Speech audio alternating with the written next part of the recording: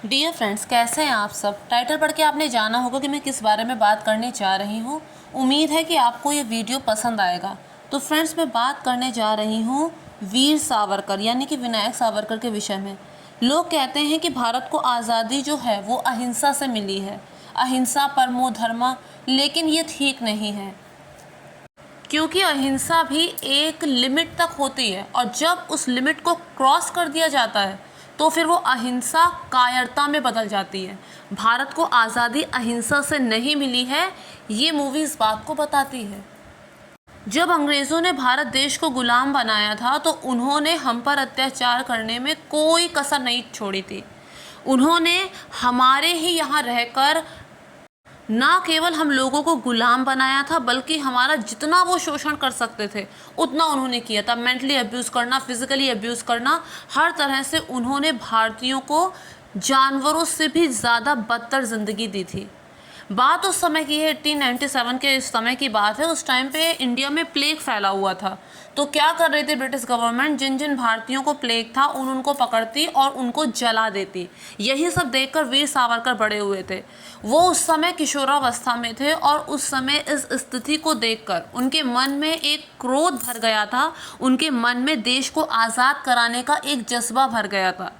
उन्होंने ये प्रण किया था कि वो देश को स्वतंत्र कराएंगे। उन्होंने ये प्रण किया था कि वो अखंड भारत की रचना करेंगे। उन्होंने ये प्रण किया था कि जब देश हमारा है तो सरकार भी हमारी होगी, और इस कामों में वो बचपन से ही लग गए। बचपन से ही वो अपने ग्रुप बनाने लगे और अपने साथ के लोगों को भी, अपने साथ के जो दूसरे लड़के थे उन्हें भी इस तरफ इनकरेज करने लगे कि हमें देश से आज़ादी, देश को आज़ादी दिलानी है और जिसके लिए हमें हर संभव प्रयास करना है।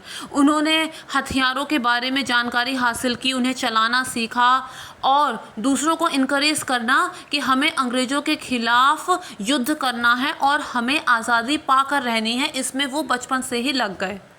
उन्होंने अपनी पढ़ाई पूरी की और पढ़ाई पूरी करने के बाद वो ब्रिटेन गए लॉ की पढ़ाई करने के लिए। वहाँ जाने का उनका पर्पज़ ये था कि वो ब्रिटेन के जो ब्रिटिश हैं उनके जो रूल्स हैं और रेगुलेशन है उन्हें समझेंगे और फिर उसी को उनके खिलाफ यूज़ करेंगे। वो अपनी योग्यता को इतना ज़्यादा बढ़ाना चाहते थे जिस योग्यता और जिस पढ़ाई के दम पर वो अंग्रेज़ों का सामना कर सकें। ब्रिटेन जाने से पहले लोकमान्य तिलक से उनकी मुलाकात हुई। लोकमान्य तिलक ने उन्हें बताया कि वहाँ ब्रिटेन में तुम्हारे जैसे ही और भी भारतीय हैं जो ब्रिटेन के खिलाफ, ब्रिटिश के खिलाफ, ब्रिटिश गवर्नमेंट के खिलाफ काम कर रहे हैं। उनके एक दोस्त भी हैं और उनके ग्रुप में और भी बहुत सारे मेंबर्स हैं, तो तुम्हें वहाँ जाकर उनसे मिलना चाहिए।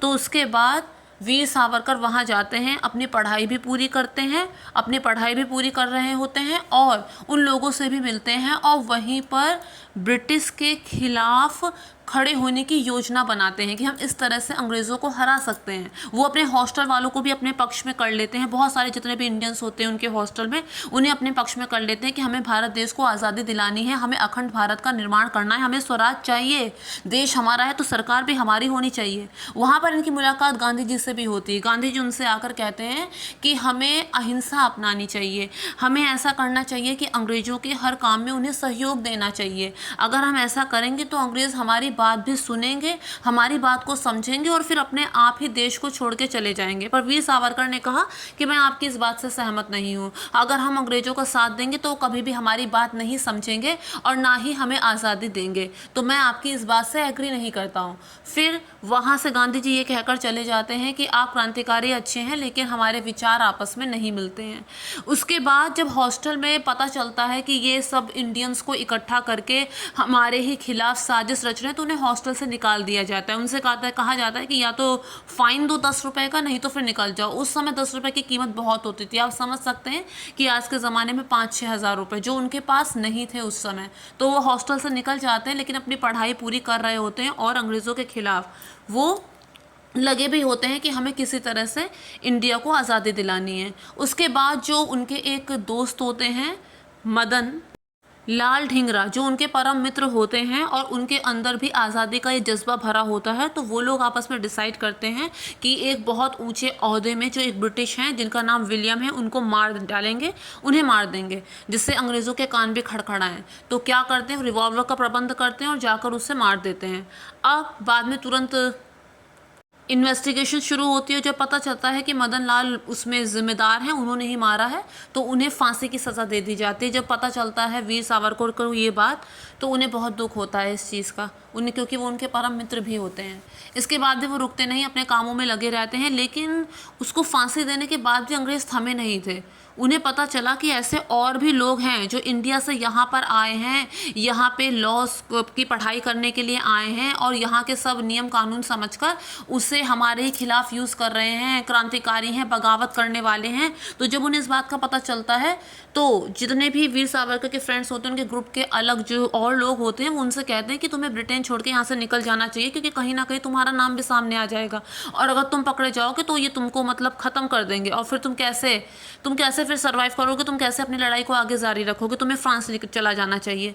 तो वो कहते हैं कि नहीं, अगर मैं फ्रांस छोड़कर यहाँ से चला गया तो फिर मैं ब्रिटेन से दूर हो जाऊँगा, तो फिर मैं कैसे मैं इनके खिलाफ लड़ पाऊँगा। तो वो नहीं जाते, बल्कि वो ये सोचते हैं कि मैं खुद ही अपने आप को सरेंडर कर देता हूँ।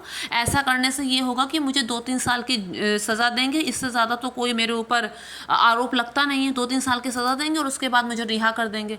तो खुद ही जाके सरेंडर कर देते हैं। लेकिन उन्हें वहाँ पे वो फंस जाते हैं। अंग्रेज ये जान जाते हैं कि ये इंडिया में भी ये अंग्रेज़ों के खिलाफ खड़े होते हैं और दूसरे लोगों को भी इसमें शामिल करते हैं। तो ये खतरा है हमारे ब्रिटेन के लिए। तो उन्हें ब्रिटेन से इंडिया डिपोर्ट करते हैं। लेकिन पानी के जहाज़ से जब वो उन्हें डिपोर्ट कर रहे होते हैं, तो वीर सावरकर वहाँ से भागने की भी कोशिश करते हैं। लेकिन तभी जो सिपाही होते हैं उन्हें पकड़ लेते हैं। उन्हें काले पानी की सज़ा होती है। काले पानी की सज़ा उस समय कुछ इस तरह से होती थी, वो जो जेल होती है उसके चारों तरफ पानी होता है, समुद्री टापू के बीच में वो जेल होती है, चारों तरफ वो पानी से घिरी हुई जगह होती है और इन्हें एक ऐसी सेल में रखा जाता है जहाँ पे हवा तो दूर, वहाँ पे धूप तक नहीं आती। वो कैसे वहाँ पे रहते होंगे वो खुद ही समझ सकते हैं। खाना पानी उन्हें नहीं दिया जाता। एक टाइम पे उन्हें जो खाना दिया जाता है उसमें भी उन्हें कीड़े दिए जाते हैं जानबूझकर।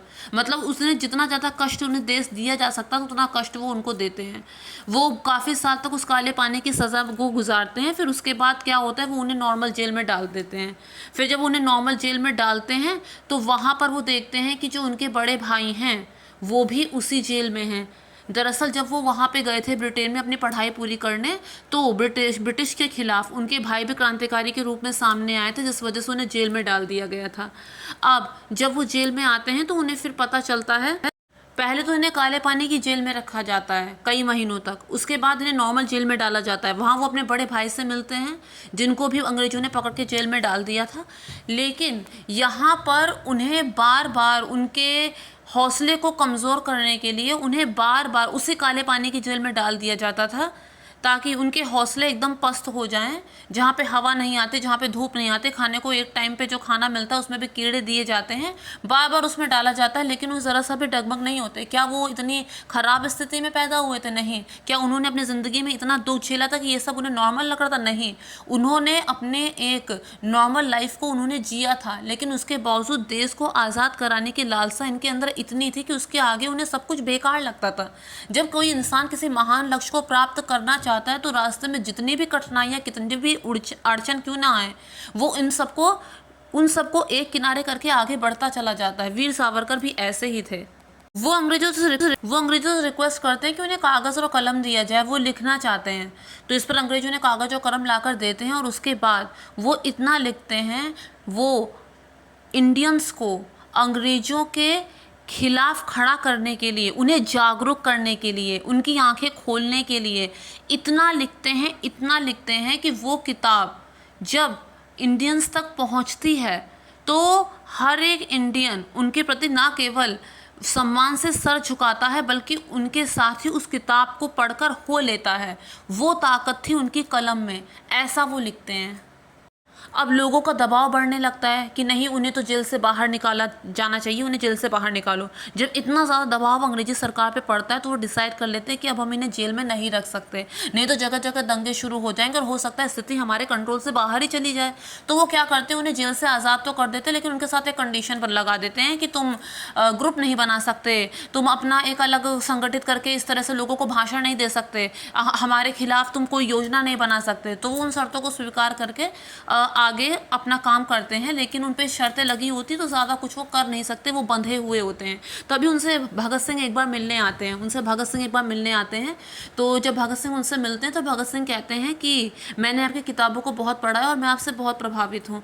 तो इस पर वो कहते हैं कि बातें बड़ी बड़ी सब करते हैं, तुमने क्या किया है देश के लिए? तो उसने कहा कि मैंने जो लाला लाजपत राय के जो कातिल था सारडश, मैंने उसको मार डाला है, बिल्कुल वैसे ही मारा है जैसे मदन लाल ढींगरा ने मारा था विलियम को। तो जब वो ये बात सुनते हैं तो बहुत खुश होते हैं, क्योंकि वो अपने दोस्त का नाम सुन के इमोशनल हो जाते हैं और उसे भगत सिंह को गले लगा लेते हैं। उन्होंने कहा कि मैंने तुम्हारे बारे में भी सुना है, चंद्रशेखर आज़ाद, सुखदेव, राजगुरु, इन सब के बारे में मैंने सुना है, बहुत अच्छा काम कर रहे हैं तुम लोग। अगर इसी तरह हर इंडियन तुम लोगों जैसा सोचे, तुम लोगों जैसा करे, तो वो दिन दूर नहीं जब हमारा देश आज़ाद होगा। इसके बाद कुछ ऐसा दौर आता है कि उस समय देश में पूरी अशांति फैली होती है। होता यह है कि वर्ल्ड वॉर 1 हो चुका होता है और द्वितीय विश्व युद्ध के आसार बने होते हैं। अब ऐसे में अंग्रेज़ों को और सोल्जर्स चाहिए होते हैं, तो अंग्रेज़ ये चाह रहे थे कि वो इंडियंस को ही ट्रेनिंग दे के एज अ सोल्जर तैयार करें और फिर वो उनकी मदद करें द्वितीय विश्व युद्ध में। तो उस समय 3 पार्टियाँ होती हैं। कांग्रेस की पार्टी होती है जिसमें गांधी जी होते हैं और जवाहरलाल नेहरू होते हैं। एक मोहम्मद जिन्ना की जो पार्टी होती है उसकी ये मांग होती है कि मुझे एक अलग मुस्लिम देश चाहिए जिसका नाम पाकिस्तान होगा, उसकी ये डिमांड होती है। और एक जो हिंदू सभा के प्रेसिडेंट होते हैं वो ये होते हैं वीर सावरकर। उनकी पॉपुलैरिटी इतनी ज़्यादा होती है कि वो हिंदू सभा के प्रेसिडेंट बन गए होते हैं और उनकी पॉपुलैरिटी इतनी ज़्यादा होती है कि वो ही अकेले ऐसे थे जो कांग्रेस को टक्कर दे सकते थे। ये बात दिमाग में होती है जवाहरलाल नेहरू जी के और ये बात दिमाग में होती है गांधी जी के। तो फिर ऐसा होता है कि अंग्रेज अपनी बात रखते हैं इन तीनों पार्टीज़ के आगे, क्योंकि वो जानते थे कि अगर देश को कंट्रोल में करना है तो इन तीनों पार्टी का समर्थन होना बहुत ज़रूरी है। तो वो उनके सामने अपनी बात रखते हैं कि द्वितीय विश्व युद्ध के आसार हैं, हमें तुम लोगों से मदद चाहिए। तो इस पर वीर सावरकर कहते हैं कि हमें मदद का दिखावा करना चाहिए ताकि जो इंडियंस हैं वो इनसे ट्रेनिंग भी ले लें, हथियार भी ले लें और फिर इन्हीं के खिलाफ इनको यूज़ करें, क्योंकि अंग्रेज यहाँ पर हमारा सिर्फ इस्तेमाल कर रहे हैं। वो हमसे युद्ध तो लड़वा लेंगे लेकिन उसके बाद ये हमारे देश को छोड़कर जाएं, इसकी कोई गारंटी नहीं है। लेकिन गांधी जी कहते हैं कि नहीं, ये तुम गलत बात कह रहे हो, अंग्रेज़ों का हमें साथ देना चाहिए। अगर हम उनका साथ देंगे तो वो भी हमारी बात को समझेंगे, वो हमारी बात को सुनेंगे। अहिंसा परमो धर्मा, ये बात वो कहते हैं। तो और वो उनका मोहम्मद जिन्ना जो होते हैं उनका ये कहना होता है, उनका तो सिर्फ इतना कहना होता है कि अगर मुझे अलग से पाकिस्तान दिया जाए तो मैं जितने भी मुस्लिम्स हैं मैं सबसे कहूँगा कि वो अंग्रेज़ों का साथ दें। अब उस समय गांधी जी की पॉपुलैरिटी सबसे ज़्यादा होती है तो गांधी जी की बात को ही समर्थन मिलता है। वीर सावरकर इससे बहुत नाखुश होते हैं। केवल वीर सावरकर नहीं, भीमराव अम्बेडकर भी गांधी जी की इस बात से नासहमत होते हैं और इसके अलावा जो वल्लभ भाई पटेल हैं वो भी गांधी जी की बात से नासहमत होते हैं। सुभाष चंद्र बोस भी उनके खिलाफ होते हैं, बल्कि सुभाष चंद्र बोस तो उस समय आज़ाद हिंद फौज बना रहे थे, एक सेना तैयार कर रहे थे जिससे वो अंग्रेज़ों के खिलाफ खड़ा कर सके और जिससे अंग्रेज़ों को हमारे देश से बाहर निकाल सकें। लेकिन होता ये है, जब वो जापान से वापस लौट रहे थे तो उनकी प्लेन क्रैश में मृत्यु हो जाती है, जिससे जो आज़ाद हिंद फौज होती है वो बौखला जाती है और वो बुरी तरह से ब्रिटिश पे टूट पड़ती है। उसके बाद क्या होता है कि जब इसी तरह से लड़ाई झगड़े होने लगते हैं और इसी तरह से युद्ध होने लगता है तो ब्रिटिश सोचते हैं कि अब हमारा यहाँ पे रहना ठीक नहीं है, हमारे लिए ही ये बहुत ही अनसेफ है। अब हमें ये करना चाहिए कि हमें इसे देश को छोड़ के यहाँ से चला जाना चाहिए। लेकिन हाँ, जाने से पहले हम एक काम कर जाएंगे, हम डिवाइड कर देंगे इस देश को, ताकि ये लोग आपस में ही लड़ते मरते रहें, हम ऐसा कर देंगे। तो वो क्या करते हैं, वो मोहम्मद जिन्ना की बात को मान लेते हैं। अब जैसे मोहम्मद जिन्ना की बात को समर्थन मिल जाता है कि अलग से पाकिस्तान होगा तो दंगे छिड़ जाते हैं, खूब खून खराबा होता है। तो जब इतना ज़्यादा हो रहा होता है तो हिंदू महासभा सभा की जो होती है वो ये निर्णय लेती है, जिसके प्रेसिडेंट वीर सावरकर होते हैं, वो ये निर्णय लेते हैं कि जो 55 करोड़ दिया जाना था पाकिस्तान को वो नहीं दिया जाएगा। ये सब जो हो रहा है ना अब वो नहीं दिया जाएगा। अगर उसी टाइम इस बात को मान लिया जाता तो पाकिस्तान कभी बन ही नहीं पाता। ऑब्वियस सी बात है, वो खाली हाथ थोड़ी पाकिस्तान खड़ा कर लेते। उस समय 55 करोड़ बहुत बड़ी कीमत रही होगी। आज के समय में भले उतनी ज़्यादा ना हो, लेकिन उस टाइम पे 55 करोड़ बहुत बड़ी कीमत रही होगी। तो फिर उसके बाद लेकिन गांधी जी क्या करते हैं, पाकिस्तान का साथ देते हैं। वो बैठ जाते हैं अनशन पर कि मैं कुछ नहीं खाऊंगा अगर 55 करोड़ जो उनको दिया जाना है वो नहीं दिया जाए। तो वो बैठ जाते हैं अनशन पर।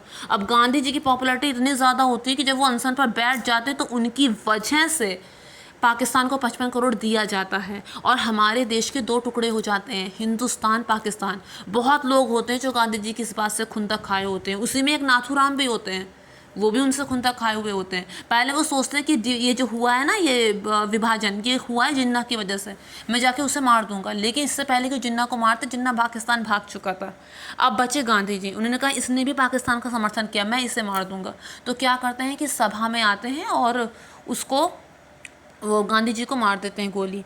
अब गांधी जी को मारने में वीर सावरकर का दूर दूर तक कोई हाथ नहीं था, कोई भी हाथ नहीं था। वो अपने रास्ते, गांधी जी इतने अपने रास्ते। भले दोनों के विचार आपस में ना मिलते हो, लेकिन जो सभ्य लोग होते हैं, जो भद्र लोग होते हैं, वो इस तरह की हरकत नहीं करते। जैसे ओछी हरकत का आरोप बाकी लोग उन पर लगा देते हैं। वह होता ये है कि जवाहरलाल नेहरू जी ये सोच रहे होते हैं, जो कांग्रेस के बाकी नेता होते हैं वो ये सोच रहे होते हैं कि अगर वीर सावरकर जी इसी तरह से बाहर रहे, इनकी पॉपुलैरिटी इतनी ज़्यादा बढ़ती रही, तो ये जो कांग्रेस की पार्टी तो एकदम ख़त्म ही हो जाएगी और फिर इन्हीं की सरकार चलेगी। तो वो क्या करते हैं, उन पर झूठा लांछन लगा देते हैं। और क्योंकि पॉपुलैरिटी उनकी ज़्यादा होती है, उन पर झूठा आरोप ये लगा देते हैं कि नहीं, जो है वीर सावरकर है, इनका भी हाथ है, नाथूराम को इसी ने तैयार किया होगा, वो नाथूराम इनका करीबी था, वो इनकी हिंदू सभा का था, ऐसा कह देते हैं। अब जब इस तरह की बातें होती हैं तो वीर सावरकर पर इस बात का आरोप लग जाता है, तो जिस वजह से उसे जेल में बंद कर दिया जाता है। यानी अपनी ज़िंदगी में उन्होंने बहुत साल उन्होंने जेल में बिताए होते हैं और इसी तरह जेल में, कारावास में उनका एक एक दिन गुजरता है और अंत में उनकी मृत्यु हो जाती है। वीर सावरकर ने अपने देश के लिए जो बलिदान दिया उसे शब्दों में नहीं बताया जा सकता। ये एक नॉर्मल लाइफ जी सकते थे। क्या ज़रूरत पड़ी थी इन्हें देश को आज़ाद कराने के पीछे इतने कष्ट उठाने की? लेकिन इन्होंने हद से ज़्यादा कष्टों को सहा है देश को आज़ाद कराने के लिए। कभी इन्हें मृत्यु का डर नहीं था, तभी तो इतना बड़ा कुछ कर पाए। क्या इनका अपना परिवार नहीं था? इनकी शादी भी हुई थी, इनके बच्चे भी थे, लेकिन इन्होंने देश को सर्वोपरि रखा।